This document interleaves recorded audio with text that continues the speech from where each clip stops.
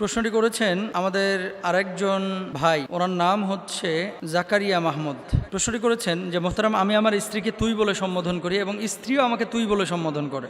স্বামী এবং স্ত্রী একে অপরকে তুই বলে সম্বোধন করে এবং নাম ধরে ডাকা যায় আছে কিনা? খুব ইম্পর্টেন্ট একটি বিষয়। আমাদের সমাজে কেউ কেউ স্বামী এবং স্ত্রী একে অপরকে আমরা নাম ধরে সম্বোধন করি, কেউ তুমি বলে ইন্ডিকেট করি, কেউ তুই বলে ইন্ডিকেট করি। আবার এমন অনেকে রয়েছে যারা তুই তুমি এগুলোর চাইতে বেশি প্রায়োরিটি দেয় বাবুর বাপ বাবুর মা এই হিসাবে সম্বোধন করতে। বাবুর বাপ কই, বাবুর মা কোথায়, খাবার দাবার কি রেডি হয় নাই, রেডি হয়েছে, বারান্দায় আছে, মন চাইলে জাগ গিয়া, এরকম কিন্তু কথাবার্তাও ইশারা ইঙ্গিতে হয়ে থাকে। এখন তুই বলে সম্বোধন, এটা ইসলামী শরিয়ার ভাষ্য অনুসারে যদি আপনি জিজ্ঞেস করেন, ইসলামী শরিয়ায় আংতা শব্দটা উল্লেখ করা হয়েছে। আংতা, আংতা মানে তুমি, আংতা মানে আপনি, আংতা মানে তুই। আসলে বাংলা ভাষায় যেমন ইংরেজিতে ইউ, ইউ মানে তুমি, ইউ মানে আপনি, ইউ মানে তুই, সবই কিন্তু বোঝানো যায়। তো আরবিতে আংতা, ইংরেজিতে ইউ, আর বাংলায় হচ্ছে তুই তুমি আপনি, এই তিনটা আমরা ব্যবহার করি। মনে রাখবেন, সম্মান এবং ইজ্জত, ওয়ালাকাদ কাররামনা বানি আদম, স্বামীও যেমন মানুষ, স্ত্রীও কিন্তু তেমন মানুষ। স্বামী এবং স্ত্রীকে আল্লাহ সুবহানাহু ওয়া তাআলা সম্মানিত করে বানিয়েছেন, সম্মানিত করে। তো এমন কোনো শব্দ বা বাক্য আপনি লফজ ব্যবহার করতে পারবেন না সামাজিক, পারিবারিক এবং রাজনৈতিক রাষ্ট্রীয় ক্ষেত্রেও, পারিপার্শ্বিক অবস্থাতেও, যেই শব্দ বা বাক্য ইউজ করলে আরেকজনের সম্মানের হানি ঘটে। আপনি প্রধানমন্ত্রীর কার্যালয়ে গিয়ে কোনো কর্মকর্তাকে আপনি বলতে পারবেন না তুই এই কাজটা করলি না কেন, কেন করতে পারবেন না? কারণ তারা সম্মানিত, তাই না? আপনি পার্লামেন্টের কোনো মেম্বারকে তুই করে সম্বোধন করতে পারবেন না আপনার যদি বন্ধু না হয়, তাই না? কেন? এই তুই করে সম্বোধনটাকে মানুষ ভালোভাবে নেয় না। এখন আপনার বউ যদি মেনে নেয় এবং সে যদি রাগ না করে, তাহলে আপনার কোনো গুনাহ হবে না। কিন্তু আপনার বউ যদি কষ্ট পায়, তাহলে মানুষকে কষ্ট দেওয়া এটা আপনার জন্য হারাম।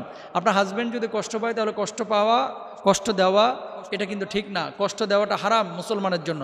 এই জন্য দেখেন, আগে আপনার বউয়ের এবং স্ত্রীকে বলছে আপনার স্বামীর মেন্টালিটিটা দেখেন, যে তুই বলে সম্বোধন করলে কি খুশি হয়, নাকি তুমি বললে সম্বোধন করলে খুশি হয়। যদি তুই বলে সম্বোধন করলে খুশি হয়, আপনি করতে পারেন। আর যদি দেখেন যে তুমি বলে সম্বোধন করলে বেশি খুশি হয়, আপনি করেন। আপনি বলে সম্বোধন করলে যদি দেখেন খুশি হয়, আপনি করেন। তবে স্বাভাবিকভাবে সম্মানসূচক যে শব্দ আপনি সেটা ব্যবহার করবেন। সম্মানসূচক শব্দ কোনটা? আপনি, তুমি। এবার আসেন, স্ত্রীদের এটা মুখে বেমানান এবং স্বামীদেরও মুখে বেমানান তুই করে সম্বোধন করা। এটা বন্ধু বান্ধবের মধ্যে অনেকে করে, অথবা বাপ মা সন্তানদেরকে করে। কিন্তু এই শব্দটা অনেক সময় ব্যবহার করলে সন্তান সন্ততি একটু অন্যরকম ভাবে এবং কষ্ট পায়। যেমন আমি নিজেও কষ্ট পাইতাম ছোটবেলায়। অনেক মুরব্বীরা তুই করে বললে, আমার বয়স যখন 7-8 বছর, আমার মনে আছে, আমার খুব বিরক্ত লাগতো এবং কষ্ট পাইতাম। ওস্তাদরা যখন কখনো রাগান্বিত হয়ে মারেও নাই, তুই করে একবার সম্বোধন করেছে, কেঁদে দিতাম। তো এরকম অনেক মানুষের আছে তুই করে সম্বোধন এটা পছন্দ করে না।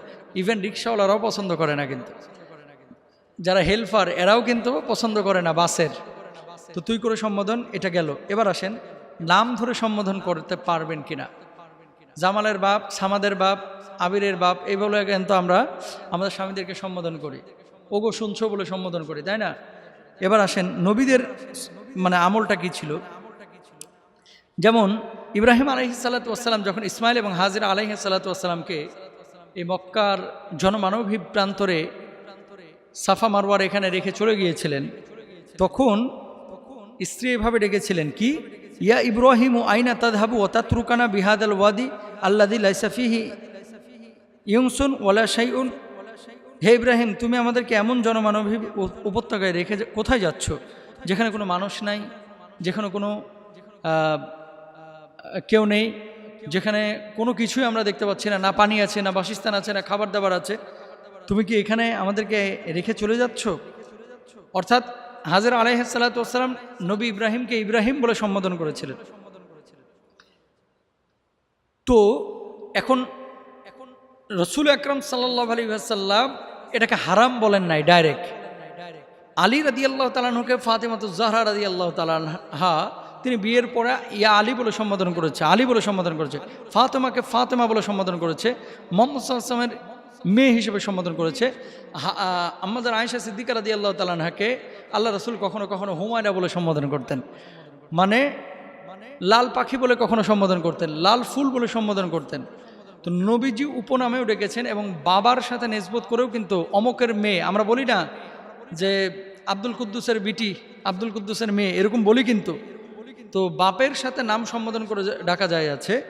আর স্ত্রীরা যদি হাজব্যান্ডের নাম ধরে ডাকেন, এটা হারাম কিছু না, জায়েজ আছে, তবে না ডাকাটাই উত্তম, যেহেতু উপমহাদেশে এই বিষয়টাকে আইব বা দোষ হিসেবে গ্রহণ করা হয় আমাদের দেশের কালচার অনুসারে।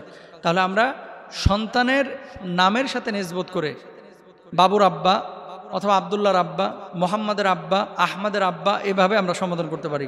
আল্লাহ তাআলা আমাদের সবাইকে বোঝার তৌফিক দান করুন, আমিন।